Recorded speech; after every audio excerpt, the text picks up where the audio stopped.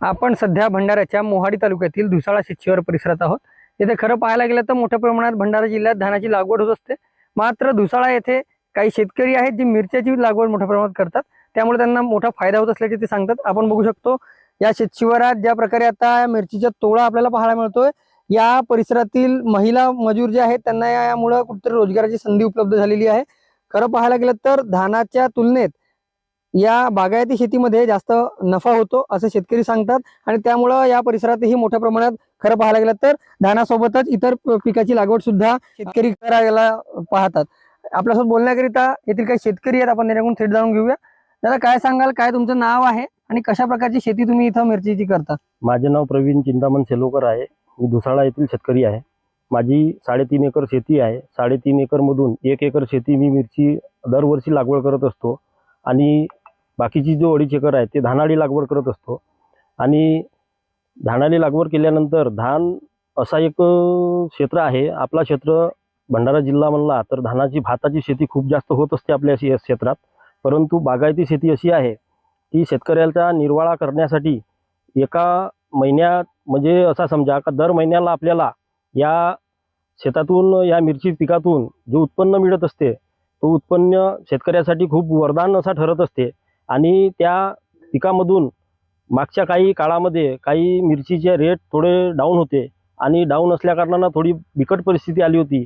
पण आज परिस्थिती अशी आली की मिरची बागायती शेतीमध्ये असे समजा की एक तोडा कदाचित चांगला भेटला तर त्याच्यामध्ये पूर्ण तो मिरचीचा खर्च पकडा, लेबरचा खर्च पकडा, पूर्ण मेंटेन होऊन त्यांनी त्या शेतकऱ्यासाठी काहीतरी वाचत असते।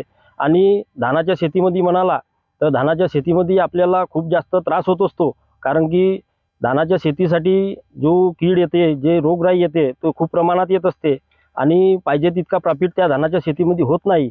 म्हणून आपण एक साईड धंदा म्हणून या शेतीमध्ये 1 एकर शेती आपण हे बागायती करत असतो। आपली एकूण शेती किती आहे आणि त्याच्यात आपण कशा प्रकारे नियोजन करता? धान किती मध्ये लावता, मिरच्या किती एकर मध्ये लावता?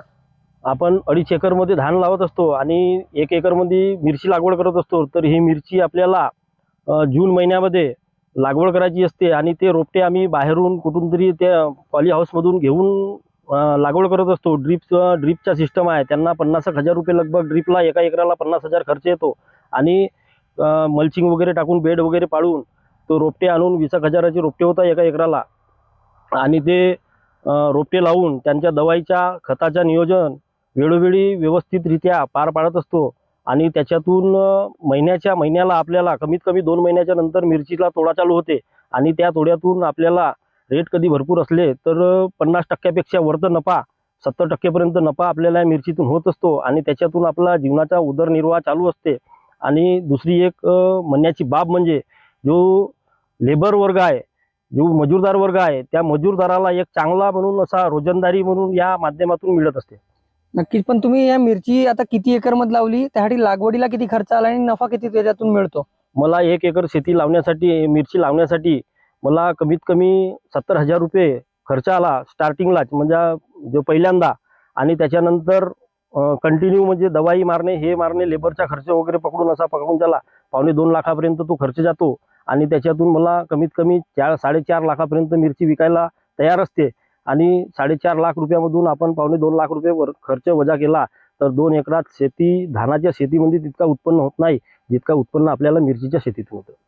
नक्कीच। खरं पाहायला गेलं तर धानाच्या शेतीच्या तुलनेत ही बागायती शेती नक्कीच फायदेशीर ठरताना पाहायला मिळते। त्यामुळे म्हणून परिसरातील लोकांना, मजूर वर्गाला, महिला वर्गाला कुठेतरी या माध्यमातून रोजगाराची संधी सुद्धा प्राप्त होते।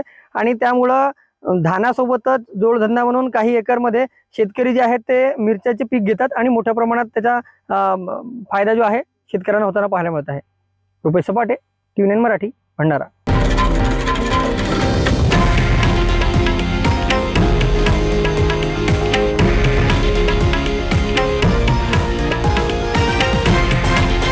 हे आहे देशातील नंबर 1 न्यूज नेटवर्क आणि आपण पाहत आहात TV9 मराठी, एकमेव।